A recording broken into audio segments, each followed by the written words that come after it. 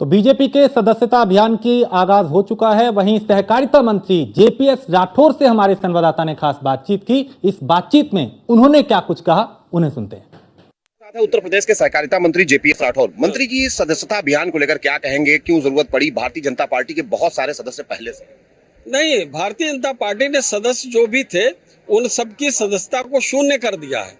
अब फिर से नए सदस्य बनेंगे। भारतीय जनता पार्टी सामान्यतः 6 वर्ष के लिए एक बार सदस्य बनाती है और 6 वर्ष बाद सदस्यता वो शून्य होती है।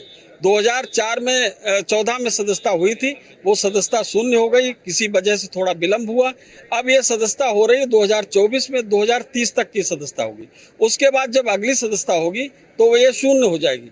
तो अभी जो शून्य सदस्यता के बाद ये राष्ट्र निर्माण में वैचारिक आधार पर भारतीय जनता पार्टी से बहुत लोगों को जोड़ना है। गली गली, गांव गांव, घर घर भारतीय जनता पार्टी कार्यकर्ता जाएंगे, हम सबको जोड़ेंगे और राष्ट्र निर्माण के लिए नए लोगों को खड़ा करने का काम। नवाब सिंह का डीएनए टेस्ट मैच हो गया है, जबकि सपा कह रही थी कि डीएनए टेस्ट कराओ, क्या कहेंगे? देखिए, आदरणीय अखिलेश यादव जी से पूछिए कि वो क्या चाहते हैं।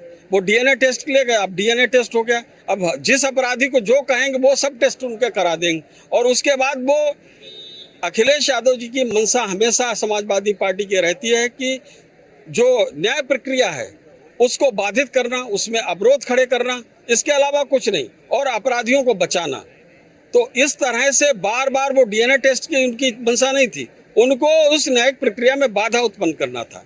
भारतीय जनता पार्टी की सरकार सजग है, न्यायपालिकाएं सजग हैं, पूरी व्यवस्था सजग। जो अपराधी है उसको उसके अंजाम तक पहुंचाने के लिए जो भी हो सकता है वो सब कुछ सरकार के द्वारा किया जाए। अंतिम सवाल है, उत्तर प्रदेश सरकार ने एक आदेश जारी किया है जिसमें सभी कर्मचारी सरकार अधिकारियों को अपनी संपत्ति का विवरण देने के लिए कहा है। हालांकि 1 महीने का समय भी दे दिया। किस तरीके से देखेंगे? देखिए, ऐसा सभी अधिकारियों कर्मचारियों को इसमें सहयोग करना चाहिए और पारदर्शिता के लिए ऐसा करना बहुत ही आवश्यक है।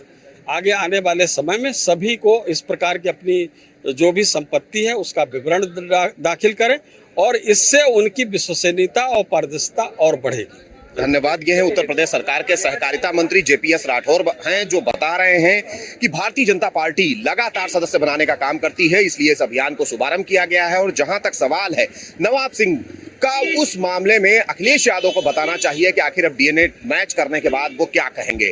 सरकार सभी तरीके की जांच के लिए पहले भी तैयार थी और अब आज भी तैयार है। और जहां तक अधिकारियों कर्मचारियों की संपत्ति के विवरण का सवाल है, इन सभी चीजों को लेकर कहीं न कहीं हम लगातार कोशिश कर रहे हैं कि भ्रष्टाचार के प्रति जीरो टॉलरेंस हो और अधिकारियों की विश्वसनीयता बनी रहे, इसलिए इस तरीके का आदेश जारी किया गया है।